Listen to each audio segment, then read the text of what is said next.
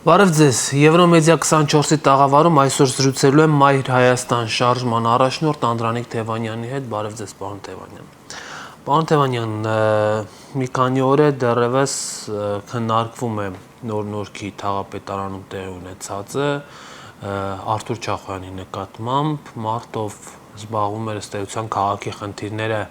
վերհանելով եւ մի ողջ թաղապետարանի աշխատակազմ սկսեց այդ մարդուն ուղիղ եթերի պայմաններում ծեծի ենթարկել։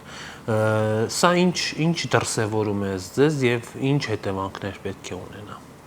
Սա նախ եւ առաջ խուլիգանություն է այդ չինովնիկի կողմից, բայց նախապատմությունը պետք է նայել, որ հասկանանք, թե ինչի համար է եւ ինչ հետևանքներ է առաջացնում։ Ուրեմն տեղի է ունենում կոռուպցիոն երևույթի դրսևորում եւ համանքային բյուջեի մսխում, որը բացահայտում են ձեր կողմից նշված անձը եւ Մայր Հայաստան խմբակցությունը ներկայացնող հավաքանու անդամը, տվյալ դեպքում Մեսրոպ Մանուկյանը, եւ իրենք ներկայացնում են այդ կոռուպցիան, 4 փաստերը ուղղակի ներկայացնեն։ Կոռուպցիայից հետո տեղի է ունենում սադրանք նաեւ հեռախոսային զանգի միջոցով այդ վարչական շրջանի ղեկավարի կողմից, որից հետո արդեն ծեծի է ենթարկվում քաղաքացիական ակտիվիստը եւ որին չի հաջորդում պաշտոնանկություն, որին հաջորդում է Հանրապետություն կուսակցության ղեկավարի կողմից արդարացում, որ քանի որ տեսեք ինչ անհեթեթ բան են ասում են, քանի որ իրենք ռուսամետ մարդիկ են, իրենց ծեծելը ճիշտ է։ Նախ մի կողմ թողնենք այդ մարազմը, որ ոնց են մարդկանց բաժանում ռուսամետ, իրենք որ թուրքամետ են, մտածում են, որ երևի մյուսներն էլ ինչ-որ մի բանամետ պետք է լինեն, այնինչ բոլորի կենտրոնացվածությունը պետք է լինի Հայաստանի ուղղությամբ, այսինքն Հայաստանակենտրոն, Հայաստանամետ։ Իրենք թուրքամետ են, դա այսպես կոչված եվրաթուրքերի դաշինքն է, որը օրինակ Գյումրիում պարտվեց խայտարակ ձևով։ Հիմա ուզում են Երևանում կարճած մնալ եւ պաշտպանել իրենց թալանի իրավունքը, բայց քողարկում են այդ ամեն ինչը, ինչ-որ ժողովրդավարության, ինքնիշխանության պաշտպանություն, ասում են երբեմն պետք է բռունցքներով պաշտպանել այդ ժողովրդավարությունը։ Դա ես գնահատել եմ որպես ներազգային թշնամանքի տարածում եւ գավառական ֆաշիզմ։ Ինչու գավառական, որովհետեւ իրական օրիգինալ ֆաշիզմը ինչ-որ գաղափարախոսության հիմքի վրա էր, իհարկե անընդունելի, երբ որ մարդկանց բաժանում էին տեսակների, բայց տվյալ դեպքում գավառական է այս ֆաշիզմը, որովհետև նպատակը թալանն է, այսինքն եթե որպես վերնագիր եք ուզում, կարող եք գրել, որ Հանրապետություն կուսակցությունը գավառական ֆաշիզմի միջոցով պաշտպանում է իր թալանի իրավունքը։ Սա որպես վերնագիր ցես, քանի որ վերնագրեր են ընթերցում մարդիկ շատ դեպքերում, այսինքն նաև թեմայի հետ կապված։ Ուրեմն սրանք արդարացնում են եւ նաեւ մյուս կողմից շանտաժ են անում, ասում են, եթե մեր այդ վարչական շրջանի ղեկավարին հեռացրեցիք, մենք բոլորս վար կդնենք մեր պաշտոններ են, մյուս թաղապետերն են ասում, նո առաջ թաղապետեր են կոչում, դրա համար այդ տերմինն եմ օգտագործում։ Եվ արդարացնում են իրենց գործողությունները։ Դա կապում են, չգիտեմ, համաշխարհային պրոցեսների հետ, դա կապում են դեմագոգիկ ձևով, չգիտեմ, Ռուսաստան արևմուտք բախման, ուկրաինական պատերազմի հետ, բայց բոլորից աշկարաս տեղի է ունեցել կոնկրետ խուլիգանություն, մի քանի հոգով քստմնելի ձևով, ուրեմն հարձակվել են քաղաքացու վրա եւ ծեծել են նրան։ Պատճառը եղել է կոռուպցիայի բացահայտում։ Հիմա նայում ենք, թե ինչ անում ՔՊ-ն, այսինքն քաղաքացիական պայմանագիրը։ Քաղաքապետի պաշտոնը զբաղեցնողը որևէ ծպտուն չի անում այս ուղղությամբ, ես քիչ առաջ նայեցի, հարցեր էին տվել, ինքը չի ուզում անդրադառնալ այդ թեմային։ Արամ Սարգսյանն էլ ասում է Նիկոլ Փաշինյան, եթե ինձ բան եղավ, նայեք, մենք ինչ-որ բան կանենք ձեր դեմ, չնայած հայտարարում են, որ մենք կոալիցիան չենք քանդի, իբր չենք ռուսամետներին չենք տա եւ այլն։ Այսինքն ուզում են պայեն թուրքամետների ձեռքում, որակում ես ասացի անհեթեթ է։ Եվ ինչ է ստացվում, որ Նիկոլ Փաշինյանը շատ ծանր վիճակի մեջ է այն առումով, որ ինքը հոգեբանորեն դրական է վերաբերվում այդ բռնության կիրառմանը, որովհետեւ մենք այդ գործողությունները նաև ՔՊ-ի կողմից ենք տեսել եւ այս սրանք ովքեր գալիս են մարդու իրավունքների, ժողովրդավարության, համամարտկային արժեքների ջատագով ներկայանալով, այս դեպքում մենք տեսնում ենք, որ իրենք արևելյան քյարթու, այսպես ասած, գավառական ֆաշիզմի ներկայացուցիչներ են, եւ ինքը հոգեբանորեն դրական է գնահատում Նիկոլ Փաշինյանը, բայց մյուս կողմից իմիջային հարված է ստանում, հիմա ինչ որ լուծում պետք է գտնի եւ բայց սրա լուծումը մեկն է։ Նախ քրեական գործեր հարուցված է իհարկե, բայց զավեշտն այն է, հարուցել է թաղապետի դեմ, բայց զավեշտն այն է, որ դժոխք կողմի հանդիպել են, ուրեմն մեղադրանք առաջադրել, եւ պաշտոնանք պետք է արվեր ամիջապես էս թափետ, հիմա դա չեն անում, վախենում են, որ պաշտոնանք անեն, կարող է կոալիցիոն խզումներ առաջանան, Երևանը իրենք չկարողանան իրենց բռի մեջ պահելու այդ թալանը շարունակել կոռուպցիան, այդ տենդերների եւ այլնի, դրա համար էլ դեռևս որոշում չեն կայացնում, համ էլ վախենում են, որ եթե կոալիցիան փլուզվի, կարող է այլ պրոցեսներ լինեն եւ արտահերթ ընտրություն լինի Երևանում, իսկ իրենք ընտրություններից վախենում են, որովհետեւ այս վերջի երկու ընտրություններն է տեղական, Փարաքյարի եւ Գյումրիի ցույց տվեցին, որ քաղաքացիական պայմանագիրը բոլոր ընտրակեղծիքների ռեսուրսը կենտրոնացնելով կարողանում է 30-35%-ի չափ ձայն վերցնել։ Իսկ դա նշանակում է պարտություն իրենց համար, բայց եթե այդպես չեն մտածում, եթե ռիսկ ունեն, թող գնան արտահերթ ընտրությունների եւ թող քաղաքացիները որոշեն, թե արդյոք ԿՊ-ն եւ իր կցված կառույցը, հաճախորդ կառույցը իրավունք ունեն քաղաքացու ծեծել, թալանով զբաղվել, տրանսպորտը թանկացնել, ավտոկայանատեղիները թանկացնել։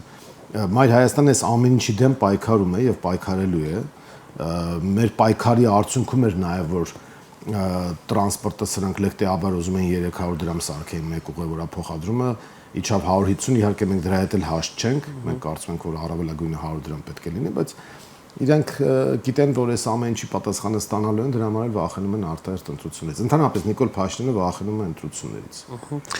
Պարոն Թևանյան, հետաքրքիր նաև դրվագներ եղան ավականու անդամ Անի Խաչատրյանի մասնակցությամբ, հենց այդ ժամանակ ասում է, որ Թաղապետարանի աշխատողներն ու թաղապետ Տիգրան Տեր-Մարգարյանը հայ տղամարդու կեցվածք են դրսևորել։ Սրա հետ կապված ինչ կարող եք ասել։ Չեմ ուզում մեկնաբանել այդ գրեհկաբանությունը։ Այստեղ թիրախային առումով մենք Նիկոլ Փաշինյանին պետք է դիտարկենք։ Նիկոլ Փաշինյանը ձևավորել է մի իշխանություն, որը հիմնված է բռնության վրա, որը հիմնված է ապօրինության վրա եւ այժմ կարող ենք ասենք, որ այն ոչ լեգիտիմ է։ Այդ ոչ լեգիտիմության դրսևորումները մենք հիմա տեսնում ենք։ Տեսեք, տրամաբանությունը հետեւյալն է։ Երևանում իրենք ինչպես իշխանություն ձևավորեցին։ Իրենք կցեցին հանրապետություն կուսակցությանը, որը իբր ընդդիմադիր բառապաշարով էր հանդես գալիս ընտրությունների ժամանակ Երևանի ավականու 23 թվականին։ Հետո տեսան ձայները չի հերիքում, անաստագողությամբ զբաղվեցին, մի քանի հոգու էլ տարան, հանրային ձայնի հետ պայմանավորվեցին,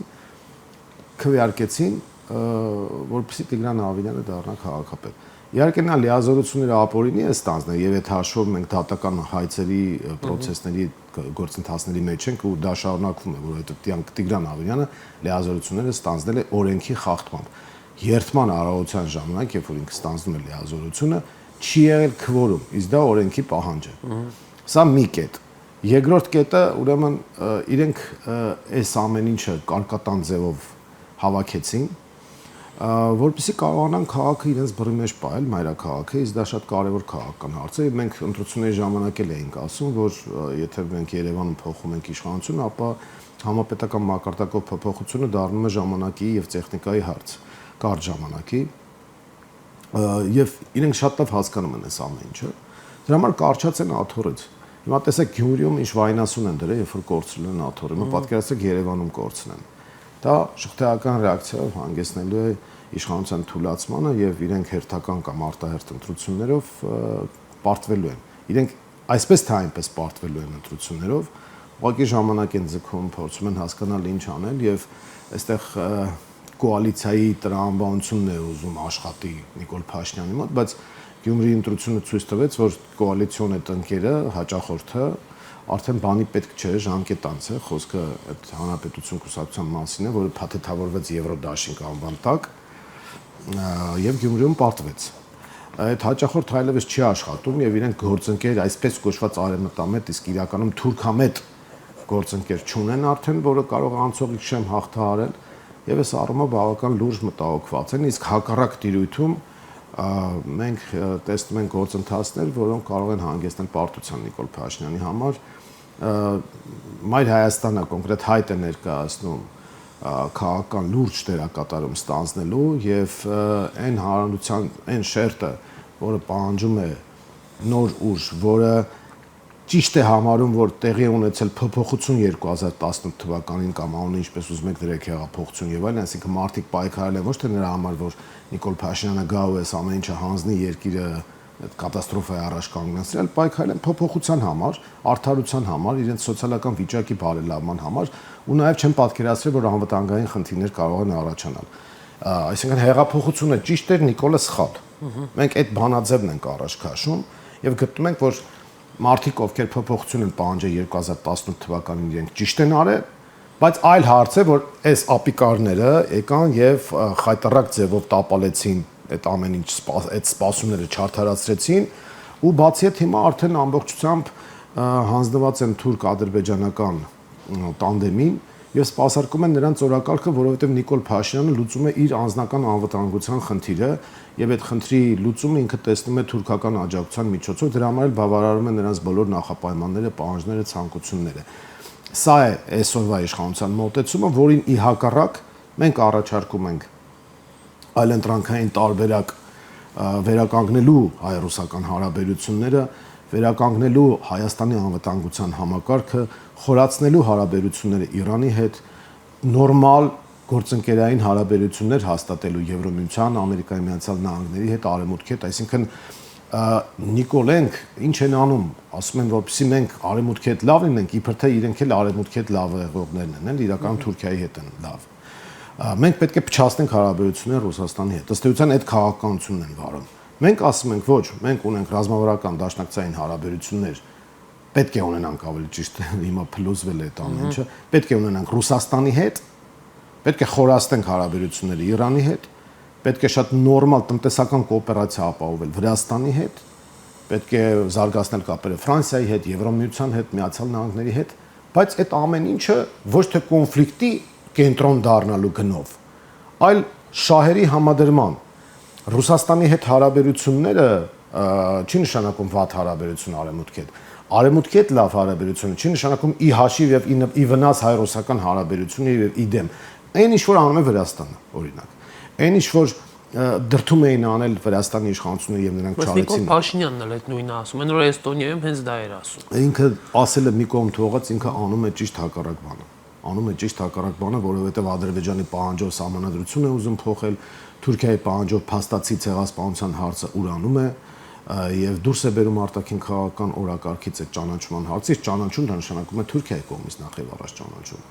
Այս ամեն ինչը ինքը իրականացնում է, ձերքի հետ էլ այսպես կիսա արևմտամետ է խաղում, իբր թե Եվրոմիություն է ուզում գնալ, բայց չի գնում դեռ եւ այլն, ու փորձում է այդ լեգիտիմության փշրանքները փրկել, բայց այդ լեգիտիմության վերջին փշրանքները նույն նոր-նորքի այդ ձեր կողմից բարձրացված այդ process-ի հետ կապված է, դրանք էլ են վերանում, որովհետեւ մարդիկ տեսնում են, որ սրանք ուղղակի փողոցային խուլիգաններ են, չկայացած մարդիկ են, որոնք իշխանությունը ձեռքներն են ընկել, չգիտեն ինչ անել, հաբրգել են Երևանյան ժարգոնով ասած, այդ հաբրգացությունն է այս ամեն ինչի հետևանքը եւ նաեւ դուք նայեք սրանց հայտարարագրերը եկամուտները 2018-ից առաջ իրենք աղքատությունը դարձրել էին կրոն, իրենք աղքատության հետևորդներն էին, ասում են աղքատ մարդը դա բարոյական մարդ է, լավ մարդ է, հարուստը սրիկա եւ այլն։ Այսինքն իրենք խաղում էին մարդկանց այդ բնազների վրա, հասարակության լայն շերտերի եւ ինչ որ առումով նաեւ դասակարգային այդ մարքսիստական մոտեցումն էին բերում դասակարգային պայքարի, բանվոր դասակարգ աշխատավորություն եւ բուրժուազիա, ունևորներ կամ սեփականատերեր կամ ինչպես հիմա են ասում օլիգարխներ, իրենք հիմա դարձել են այսպես կոչված հեղափոխական օլիգարխներ, հաղթահարել են աղքատությունը իրենց գրպաններում, բայց ուղեղի պարունակությունը դրանից չի փոխվել ու քանի որ Հայաստանն է կատաստրոֆայի են բերել ու հասկանում են որ իրենք շանս չունեն ու լավագույն դեպքում Նիկոլ Փաշինյանին սպասվում է Սաակաշվիլու ճակատագիրը դրա համար էլ ասենք իրենք հիմա թուրքական օրակարգ են սպասարկում բայց ես համոզված եմ որ իշխանության ներսում էլ կան շրջանակներ, ովքեր հասկանում են, որ այս ամեն ինչը երկար շարունակվել չի կարող, եւ բոլորին չէ, որ իշխանության մեջ պետք է նայել որպես սրիկաների, այսինքն կան շարքեր, կան միջին օղակներ, կան չինովնիկներ, ովքեր ուղղակի հանգամանքների բերումով են այդտեղ հայտնված եւ նրանց պետք է տալ այդ հնարավորությունը, որ իրենք կարող են տրանսֆորմացիա ապահովել եւ չխոչընդոտել իշխանափոխությանը, ու բոլորը չէ, որ ընդդիմության դաշտում հրեշտակներ են ու բոլորը չէ, որ իշխանության դաշտում սատանաներ են կամ սրիկաներ են։ Ես այդ մոտեցումը չունեմ եւ Մայր Հայաստանի մոտեցումն էլ դա չէ։ Մենք մեծ հաշվով խաղաղության, անվտանգության եւ համերաշխության, հանդուրժողականության, միասնականության կողմնակից են կարևորագույն հարցերում։ Սա շատ կարևոր է, որպեսզի հանրային բաժանումները վերանան այդ առումով եւ մենք տարանջատումները, որ մտցնում են հայաստանցի, ղարաբաղցի, սևեր, սպիտակներ, նախկիններ, ներկաներ եւ այս ամեն ինչից պետք է վեր կանգնել։ Եվ իհարկե բոլոր նրանք, ովքեր կոնկրետ պատասխանատվություն ունեն, իհարկե իրենք պետք է, այսպես ասած, համապատասխան պատժին ենթարկվեն, բայց դա չի նշանակում, որ վհուկների որս պետք է սկսվի իշխանափոխությունից հետո։ Այսինքն կան որոշակի շրջանակներ, որոնք քաղաքական եւ քրեաիրավական պատասխանատվության պետք է ենթարկվեն, բայց դա համատարած բնույթ չպետք է կրի, մենք ավելի շատ պետք է կոնսոլիդացվենք, որպեսզի կարողանանք Հայաստանի անվտանգային խնդիրները լուծել եւ մարդկանց նաեւ սոցիալական խնդիրները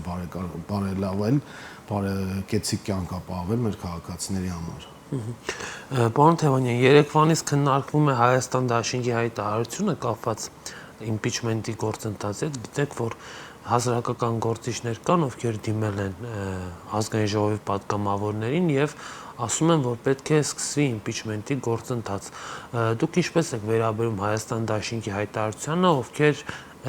թերահավատորեն են մոտենում իմպիչմենտի հաջողությանը։ Տեսեք, ես կուզենայի մակրո մակարդակով քննարկել այդ հարցը, հասկանանք, թե ինչ հնարավորություններ կան։ Ուրեմն Նիկոլ Փաշինյանին այն որ պետք է հեռացնել, ես կարծում եմ, որ որևէ մեկը չի կասկածի, որ Հայաստան դաշինքը բոլոր ընդդիմադիր ուժերը, ովքեր որ ներկայացված են մեր քաղաքական ասպարեզում, իրական ընդդիմադիր ուժերը շահագրգռված են, որպեսզի Նիկոլ Փաշինյանը հեռացվի։ Այդտեղ ես չեմ ուզում քննարկման առարկա դառնալ, որովհետև դա մանիպուլյացիոն դաշտ է։ Այդ հարցը դարձնել չեմ ուզում քննարկման առարկա, այսինքն կասկածի տակ չեմ դնում, բայց եկեք հասկանանք ինչ է իրենից ներկայացնում իմպիչմենտի գործընթացը եւ արդյոք այլ գործիքակազմեր կան։ Եթե փողոցային ճնշում է լինում, եթե իմպիչմենտ է լինում, եթե արտահերթ ընտրություն է լինում, եթե հերթական ընտրություն է լինում, սրանք բոլորը տարբերակներ են, որպեսզի Նիկոլ Փաշինյանը հեռացվի։ Մենք կարծում ենք, որ իհարկե չբացառելով փողոցային գործընթացի միջոցով նրան հեռացնելը, մենք կարծում ենք, որ իրատեսական է եւ շատ արդյունավետ է, երբ որ մենք ընտրությունների միջոցով ենք դա անում, այսինքն դա հնարավորություն է տալիս եւ Գյումրի ընտրություններին մենք մասնակցեցինք նաեւ որպեսզի պրակտիկայում դա ցույց տանք, Երևանում էլ ենք նույնը ցույց տվել, ուղղակի հանրային ձայնը տեղափոխություն արեց եւ փոխեց իրավիճակը իօքուտ իշխանության Եվ նաև քաղաքացիները չէին հավատում, որ ընտրություններով հնարավոր էր փոխել, դրա համար Երևանում ցածր մասնակցություն եղավ։ Եթե բարձր մասնակցություն լիներ, մենք համոզված ենք, որ Մայր Հայաստանը օրինակ 30-35% կվերցներ։ Մենք դրա կեսը հավաքեցինք, մոտավորապես 16%, բայց քաղաքացիների ցածր մասնակցությամբ, իսկ ցածր մասնակցության պարագայում իշխանությունը հնարավորություն ունի մոբիլիզացնել վարչական ռեսուրսը եւ հավաքել այդ իր 30-35%-ի շրջանակի ձայները, բայց եթե քաղաքացիները շատ մասնակցեն, ինչպես Գյումրիում, օրինակ, գյումրեցիների այդ փորձը հաշվի առնելով խախտեցին իրավիճակը ի վնաս իշխանության, փոխեցին եւ շախումատ արեցին այն առումով, որ իշխանությունը չէր սպասում, որ կարող է այդ չափի մասնակցություն ունենալ Գյումրիում։ Իրենք 35000-ի կարգի էին նախատեսել, որ մասնակցություն կլինի, կանխատեսել են, բայց հետո փոխվեց իրավիճակը։ Հիմա նայեք, այսինքն ընտրությունները գործիք, այսօք իմպիչմենտը գործիք է։ Սրա համար մենք պետք է մի հատ պատմական նախադեպը դիտարկենք Հայաստանի եւ հայաստանյան իրականությունը հաշվի առնելով գնահատական տանք, արդյոք հնարավոր է։ Ցանկալի կլիներ իհարկե իմպիչմենտի միջոցով, բայց արդյոք հիմա հնարավոր է։ 98 թվականին ոչ ուղիղ ձևով, բայց այսպես պալատական տարբերակով իմպիչմենտի գործընթաց է տեղի ունեցել։ Ինչ նախադրյալներ կային դրա համար, երբ որ Լևոն Տեր-Պետրոսյանը հրաժարական տվեց, դա կարող ենք համարել յուրօրինակ իմպիչմենտի գործընթաց։ Այսինքն տեսեք ինչ տեղի ունեցավ։ Ուժայինները Վազգեն Սարգսյան նախ եւ առաջ, Սերժ Սարգսյան, որը այն ժամանակ ներքին գործերի եւ ազգային անվտանգության նախարարն էր, Ղարաբաղի ուժային կառույցի ղեկավարը Սամվել Բաբայան, Հայաստանի վարչապետը Ռոբերտ Քոչարյան, այս բոլորը միավորվեցին Լևոն Տեր-Պետրոսյանի դեմ։ Ղարաբաղի հարցում փուլային, փաթեթային այն ժամանակ այդ թեման էր քննարկվում։ Իհարկե հետո այլ ձևակերպումներ տրվեցին, որ դա ընդհանրապես պատրվակ էր, բայց ես չեմ ուզում մտնել դրա դետալների մեջ, եւ մենք հիմա խոսում ենք պաշտոնանկության process-ի մասին։ Այս ուժայինները միավորվեցին նախագահի դեմ։ Ռեալ իշխանությունը ըստ էության ճակ տվեց, կիսվեց։ Դա մեկ։ Երկրորդը խորհրդարանում տեղի ունեցավ արտահոսք դեպի երկրապահ խումբ։ Այն ժամանակ այդպիսի պատգամավորական խումբ կար։ Խումբ, ոչ թե խմբակցություն էր ձևավորվել, որոնք Վազգեն Սարգսյանին էին նաև հարում։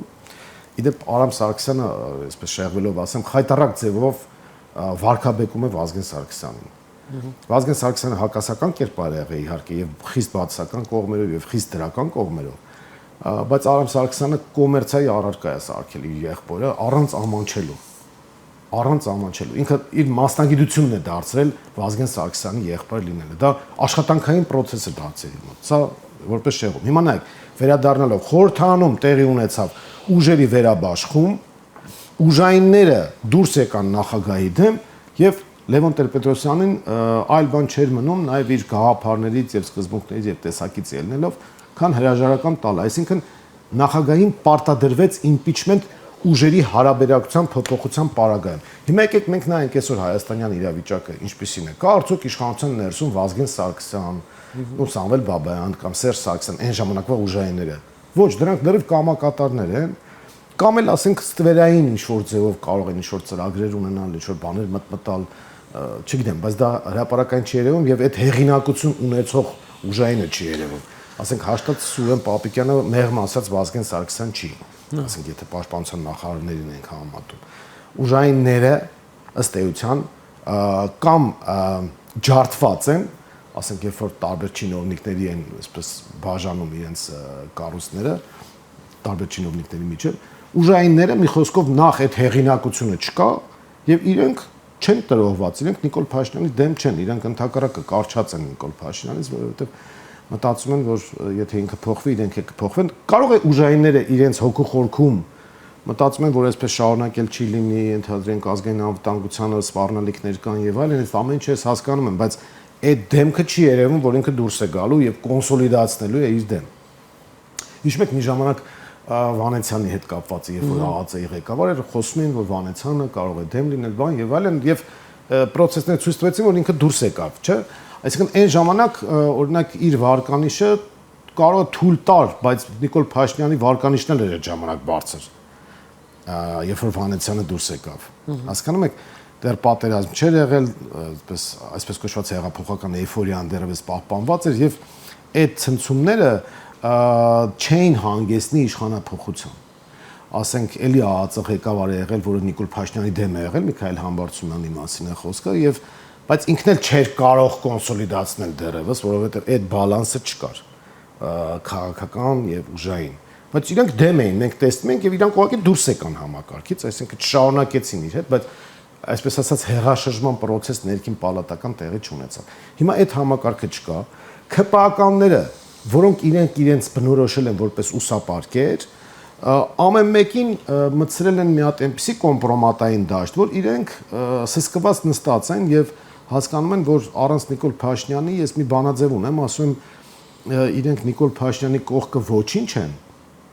առանց Նիկոլ Փաշինյանի ոչնչություն։ Այս բանաձևով է առաջնորդվում Նիկոլ Փաշինյանը եւ այդ մթնոլորտը, որ իրենք կարող են տեղափոխվել, ցավոք սրտի չկա։ Իհարկե բոլորս կուզենայինք, որ դա լիներ, բայց այս պարագայում չկա։ Այսինքն ես ձեզ նախադեպը ներկայացրեցի, թե ինչ նախադրյալներ են պետք impeachment-ի գործընթացի համար։ Ցավոք սրտի մի քանի փորձեր եղել են այդպիսի, որ impeachment լինի, բայց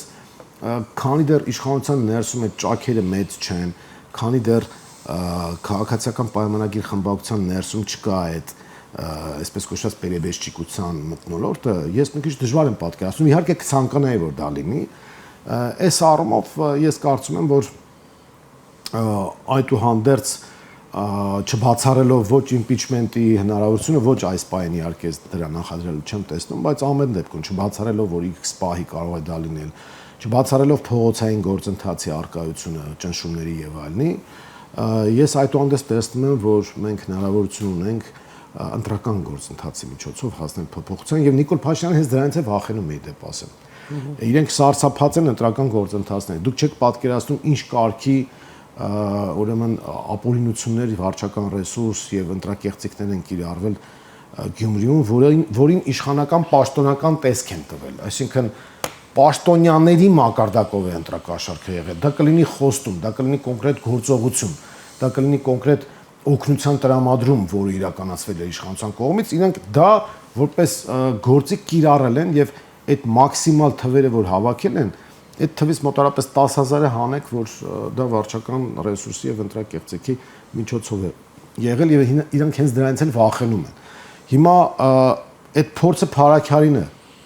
դա էլ մի հատ նայեք։ Փարաքյարում էլ միանգամից են պարտվել, այսինքն 50+ է հավաքել հակառակ կողմը։ Այստեղ իհարկե կարկատանային է եղել եւ ես ենթադրում եմ, որ ազգային ժողովում էլ այդուհանդերձ որևէ ուժի չի հաջողվելու 50% հավաքել եւ ավելին, հետեւաբար ենթադրվում է, որ լինելու են կոալիցիաներ եւ մենք ամեն ինչ պետք է անենք, Մայր Հայաստանի խնդիրն է նաեւ, որ նախ բարձր քվեներ հավաքել ընտրությունների ժամանակ եւ երկրորդը նպաստել հականիկոլական կոալիցիայի ձևավորմանը, իհարկե դրոշակագրի կարգավիճակով, որովհետեւ ցանկացած քաղաքական ուժ դգտում է առավելագույնի։ Այս առումով ես կարծում եմ Նիկոլ Փաշինյանը շատ ծանր ժամանակներ են սպասում, եթե իհարկե ընդդիմադիր դաշտում այնքան ոչ ողջամիտ չգտնվեն, որ միմյանց դեմ պայքարը գերադասեն Նիկոլ Փաշինյանի դեմ պայքարից։ Այս առումով ես այդ process-ները շատ բացասական եմ գնահատում, այն առումով, որ մի կողմը ավելի շատ այսպես թիրախավորում է հակառակ կողմին շատ արհեստական տարբերակով, իհարկե մենք էլ ժամանակին եւ հիմա էլ եւ անհրաժեշտության դեպքում այդ ամեն ինչի պատասխանը կտանք, բայց մենք հիմա գերադասում ենք այսպես անել։ Մեր գլխավոր խնդիրը, այդ գլխավոր թիրախը Նիկոլ Փաշինյանն է, ովքեր հոտատակ են ընկնում, մենք կամ նրանց կարող ենք չնկատել, կամ կարող ենք շատ թեթև ճլոտիով ավարտել այդ թեման, բայց չշեղվել հիմնական թեմայից, այսինքն Նիկոլ Փաշինյանի իշխանությանը վերջ տալու process-ից։ Հետևենք քաղաքական իրադարձություններին, պարոն Թևանյան, տեսնենք թե process-ները ինչ հունով են զարգանում, կարծում եմ կրկին առիթներ կունենանք զրուցելու համար, շնորհակալ եմ այս զրույցի համար։ Հարգելի հեռուստադիտողներ, ես զրուցում եմ Մայր Հայաստան շարժման առաջնորդ Անդրանիկ Թևանյանի հետ, կհանդիպենք։